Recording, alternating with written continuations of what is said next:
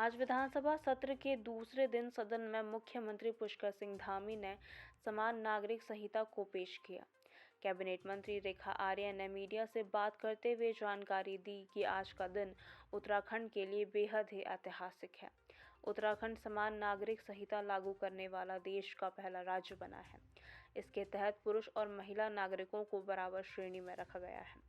दोनों के अधिकारों को एक समान रखे गए हैं। साथ ही कुछ ऐसे अधिकार जिनके तहत महिलाओं के अधिकारों का हनन होता था वह भी सुरक्षित होंगे। जानकारी देते हुए उन्होंने बताया कि आज भी हमारे समाज में बहु विवाह प्रथा, बाल विवाह, मौखिक तलाक सहित कई अन्य प्रथाएं प्रचलित हैं। कहीं न कहीं समान नागरिक संहिता से अब सभी के हित सुरक्षित होंगे। समान नागरिक संहिता प्रधानमंत्री मोदी जी के विजन एक भारत श्रेष्ठ भारत के तहत उत्तराखंड के लिए मजबूत आधार स्तंभ का कार्य करेगा। समान नागरिक संहिता से अब देवभूमि में देवियों के आधार सुरक्षित होंगे।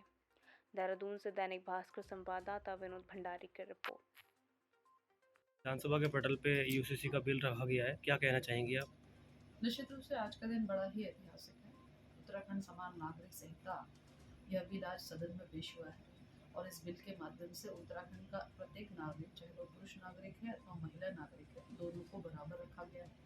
दोनों के अधिकार जो है एक समान रखे गए हैं और कुछ ऐसी प्रथाएं जिनके कारण से एक महिला नागरिक के अधिकारों का जहाँ हनन होता था, जहाँ आज भी हम देखते हैं कि एक पंथ में या एक धर्म में या एक समाज में आज भी बहुविवाह की प्रथा बनी हुई है।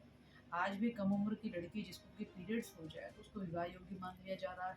आज भी जो है यदि किसी से संबंध विच्छेद करना हो महिला से तो उससे 3 शब्दों के साथ संबंध विच्छेद कर लिया जा रहा है और साथ ही उसके साथ में यदि उसको पुनः अपनाना हो तो अपनाने की प्रक्रिया इतना अमानवीय है, तो वह मुझे लगता है कि उत्तराखंड समान नागरिक संहिता ने स्वीकार नहीं किया है। अब ये सारी चीज़ें प्रतिबंधित होंगी और निश्चित रूप से एक पत्नी का होना, कानूनी रूप से तलाक होना, विवाह की उम्र 18 लड़की की होना और लड़के की उम्र 21 होना, ये सारी चीज़ें जो है वो निर्धारित कर दी गई हैं।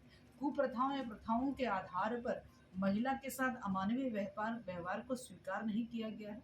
तो मुझे लगता है कि ये आज उत्तराखंड जो है वह देवभूमि के साथ में देवियों की भूमि बनने की ओर अग्रसर है और देश का पहला ऐसा राज्य है जहाँ महिलाओं के अधिकारों को सुरक्षित रखने के लिए उत्तराखंड समान नागरिक संहिता लाकर इसे और मजबूत किया है, उसे और सक्षम बनाने का काम किया है।